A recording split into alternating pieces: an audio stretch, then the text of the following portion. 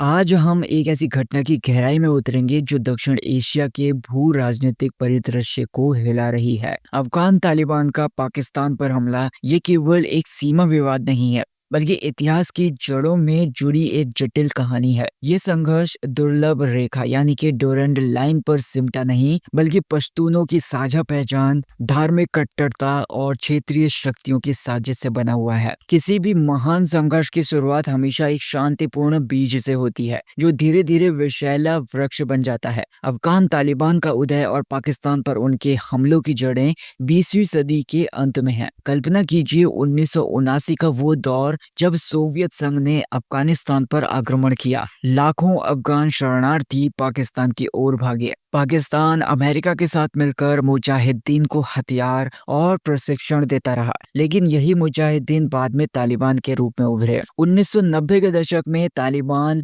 पश्तून छात्रों का एक समूह ने अफगानिस्तान में सत्ता हथिया ली। वे एक कट्टर इस्लामी शासन लाए, महिलाओं पर पाबंदियां लगाई गईं और अल कायदा को शरण दी गई। पाकिस्तान ने शुरू में इसका समर्थन किया, सोचकर कि पाकिस्तान में ये स्थिरता लाएगा, लेकिन 2001 में 9/11 हमलों के बाद सब कुछ बदल गया। अमेरिका ने तालिबान को सत्ता से उखाड़ फेंका। तालिबान के नेता मुल्ला उमर और उनका साथी पाकिस्तान के क्वेटा और फाटा क्षेत्रों में छिप गए। यहाँ से शुरू हुई पाकिस्तानी तालिबान यानी कि टीटीपी की कहानी। टीटीपी या फिर आप कह सकते हैं तहरीक ए तालिबान पाकिस्तान। 2007 में ये बनी। पैतुल्लाह महसूद जैसे नेताओं ने इसे एकजुट किया। उनका ये लक्ष्य था कि पाकिस्तान में शरिया लागू हो, अमेरिकी प्रभाव खत्म करना। लेकिन टीटीपी ने पाकिस्तानी सेना पर हमले शुरू कर दिए। 2009 का स्वागत घाटी पर कब्जा, 2012 में मलाला यूसुफजई पर हमला, ये सब टीटीपी की क्रूरता के प्रतीक बने। पाकिस्तान ने जवाब में ऑपरेशन जर्ब ए अजब और राह ए रास्त ऐसे सैन्य अभियान चलाए। हजारों सैनिक मारे गए, लाखों लोग विस्थापित हो गए। अफगान तालिबान और टीटीपी में समानताएं थीं, दोनों पश्तून और दोनों कट्टर। लेकिन अफगान तालिबान ने शुरू में टीटीपी को समर्थन नहीं दिया। फिर भी पाकिस्तान अफगान तालिबान पर आरोप लगाता रहा कि वे टीटीपी को शरण दे रहे हैं। 2011 में अफगानिस्तान ने पाकिस्तानी हेलीकॉप्टरों पर गोलीबारी की जब वे सीमा पार कर टीटीपी ठिकानों पर हमला कर रहे थे। ये छोटी छोटी घटनाएं थी जो बड़े तूफान की पूर्व सूचना दे रही थी। 2021 में अमेरिका की वापसी के साथ अफगान तालिबान फिर सत्ता में आ गया। काबुल पर कब्जा, राष्ट्रपति अशरफ गनी का भागना, ये तालिबान की जीत थी। लेकिन पाकिस्तान के लिए बुरा सपना भी था। टीटीपी ने सीजफायर तोड़ा, अफगानिस्तान से हमले तेज कर दिए। 2022 के अंत से टीटीपी के सैनिकों, पुलिस और नागरिकों पर हमले बढ़ा दिए। आंकड़े चौंकाने वाले हैं। 2024 में टीटीपी ने 2526 लोगों की जान ली। खैबर पख्तूनख्वा और बलूचिस्तान सीमावर्ती इलाके सबसे ज्यादा प्रभावित हुए। अब ये स्थापना हमें बताती है कि संघर्ष कोई नई बात नहीं है। ये पश्तून राष्ट्रवाद, धार्मिक उग्रवाद और सीमा विवाद का मिश्रण है। डुरंड लाइन जो ब्रिटिश काल की देन है, अफगानिस्तान कभी स्वीकार नहीं करता और पाकिस्तान इसे अपनी धमकी मानता है। कहानी का मध्य भाग हमेशा सबसे तीव्र होता है। 2024 और 25 का ये दौर अफगान पाकिस्तान का संघर्ष का एक ऐसा चरम था। मार्च 2024 में एक ट्रक बम विस्फोट में पाकिस्तानी चेक पोस्ट को उड़ा दिया। 5 सैनिक मारे गए, 2 और गोलाबारी में। हमलावरों ने अफगानिस्तान से हमला किया। जैश ए फुरसान ए मोहम्मद नाम से समूह ने जिम्मेदारी ली, लेकिन पाकिस्तान ने इसे टीटीपी से जोड़ दिया और अफगान तालिबान ने इनकार कर दिया। फिर आया जुलाई 2024। टीटीपी ने ड्रोन और अमेरिकी हथियारों का इस्तेमाल करके हमले तेज कर दिए। खैबर पख्तूनख्वा में सैन्य काफिले पर हमला, जिसमें 9 सैनिक मारे गए थे। टीटीपी ने नाइट विजन गॉगल्स और स्नाइपर राइफल्स का सहारा लिया। ये वही हथियार जो अफगानिस्तान में अमेरिका ने छोड़ दिए थे। पाकिस्तान ने जवाब में गर्मियों में बड़े पैमाने पर अभियान चलाया, लेकिन टीटीपी ने पंजाब पर अपनी पहुंच बढ़ा दी, जो पाकिस्तान का सबसे समृद्ध प्रांत है। दिसंबर 2024 में टीटीपी ने फिर से हमला बोला। अफगानिस्तान से संचालित होकर उन्होंने पाकिस्तानी सुरक्षा बलों पर गोलीबारी की। अफगान रक्षा मंत्री ने ट्विटर पर चेतावनी ये दी, ये कायराना कृत्य बिना जवाब नहीं रहेगा। पाकिस्तान ने इनकार कर दिया, लेकिन तनाव और ज्यादा बढ़ गया। टीटीपी के नेता नूर वली मसूद अफगानिस्तान में सुरक्षित थे। पाकिस्तान के आरोपों के मुताबिक अक्टूबर 2025 ये चरम बिंदु था। 9 अक्टूबर को काबुल में 2 विस्फोट हुए। अफगान तालिबान ने पाकिस्तान पर आरोप लगाया कि उन्होंने हवाई हमले किए।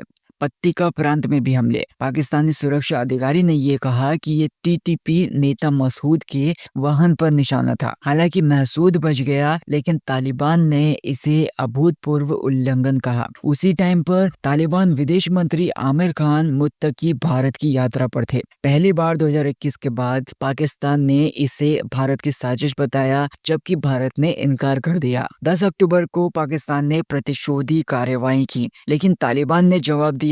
11 अक्टूबर की रात कुनार कुर्रम क्षेत्र में भारी गोलीबारी हुई। तालिबान ने 7 सीमा बिंदुओं पर पाकिस्तानी चौकियों पर हमला किया। छोटे हथियारों और तोपों का इस्तेमाल हुआ। पाकिस्तानी आंतरिक मंत्री मोहसिन नकवी ने कहा, हर ईंट के जवाब में पत्थर देंगे। तालिबान ने इसे प्रतिशोधी कार्रवाई बताया। पाकिस्तान के हवाई हमले के जवाब में कोई हताहत नहीं, लेकिन नागरिकों पर गोलीबारी से अंतर्राष्ट्रीय कानून का उल्लंघन हुआ। अब ये जो टकराव था वो केवल सैन्य नहीं था। टीटीपी ने 11 अक्टूबर को उत्तर पश्चिम में हमले किए। पुलिस ट्रेनिंग स्कूल पर सुसाइड बॉम्बिंग, जिसमें 20 सुरक्षा कर्मी और 3 नागरिक मारे गए।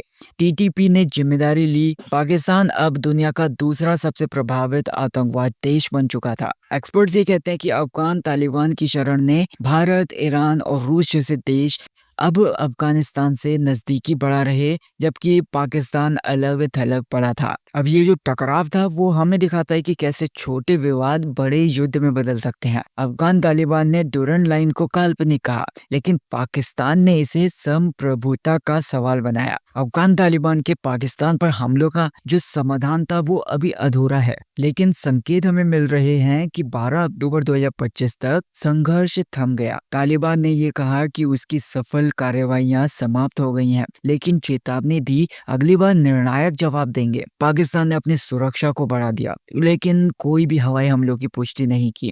अंतर्राष्ट्रीय समुदाय, संयुक्त राष्ट्र अमेरिका, इन दोनों को संयम बरतने को कहा। परिणाम जो है वो गंभीर हैं। पाकिस्तान ने विस्थापन बढ़ा दिया। लाखों लोग सीमा से भागे। अर्थव्यवस्था प्रभावित हो गई। व्यापार रुक गया। अफगानिस्तान में तालिबान की भारत यात्रा ने एक नई खिड़की खोल दी। मुत्तकी की दिल्ली यात्रा ने व्यापार और मानवीय सहायता पर चर्चा की, लेकिन पाकिस्तान ने इसे टीटीपी को समर्थन बताया। टीटीपी अब 3000-4000 लड़ाकू वाला समूह है, अल-कायदा से जुड़ा हुआ है। अब एक्सपर्ट्स ये कहते हैं कि अगर अफगान तालिबान टीटीपी को कंट्रोल नहीं करेंगे तो युद्ध फैलेगा। पाकिस्तान ने बलूच लिबरेशन आर्मी जैसे दूसरे ग्रुप्स के साथ गठजोड़ की आशंका जताई। शांति के लिए दोनों देशों को डुरंड लाइन पर बातचीत करनी होगी, लेकिन इतिहास हमें सिखाता है कि कट्टरवाद आसानी से नहीं रुकता। ये संघर्ष हमें याद दिलाता है कि सीमाएं केवल रेखाएं नहीं है, बल्कि लोगों की जिंदगियां हैं। स्थापना, टकराव और समाधान ना केवल इस घटना को समझाती है, बल्कि हमें सोचने पर मजबूर करती है कि क्या हम सबक लेंगे। दक्षिण एशिया में शांति संभव है क्या? आपका क्या मानना है इस चीज को लेकर? मुझे कमेंट करके जरूर बताइए। अगर आपको मेरी वीडियो पसंद आई तो वीडियो को लाइक कर देना, चैनल को सब्सक्राइब कर देना। मिलता है नेक्स्ट वीडियो में, तब तक के लिए टेक केयर।